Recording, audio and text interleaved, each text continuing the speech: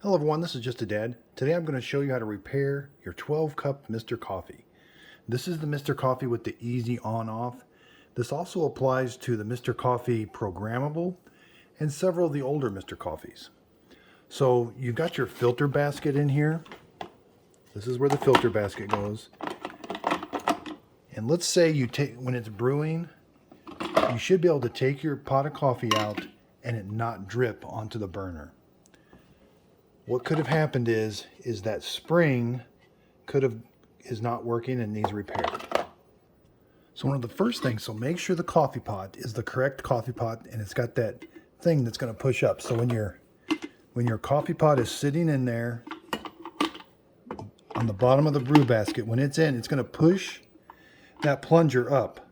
And when it pushes that plunger up, you can see that little white thing comes up and allows the coffee to come out.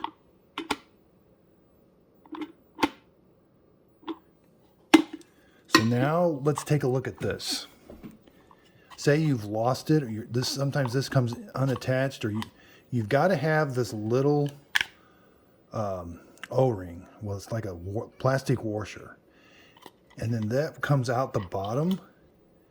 And then you've got this spring, and there's the plunger. So there's 3 parts you've got to have. You may have lost this. Now, I've tried contacting Mr. Coffee. I cannot get them to send me one of these. I've had some people leave some I've told people have asked me where to get this. I don't know where to get it, but I've told people you can try to find an old coffee pot at a yard sale or Salvation Army or something and buy it for $5 or something. Maybe they've got one inside of their filter. A lot of these filter baskets are the same. So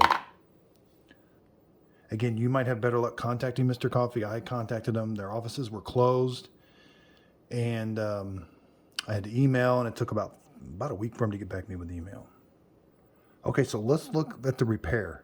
So again, you got to have the plunger, and when you push it up into the filter basket, this white rubber thing is gonna go into a little groove. It's kind of hard to see. It's starting to focus. Yeah. So it goes into that groove, and that's what kind of holds it. But I have noticed people, they don't realize that there's supposed to be something there, or they lose their spring. But you do have to have all 3 parts for it to operate properly. So let's put the spring on first. Come from the bottom. You got to push it up.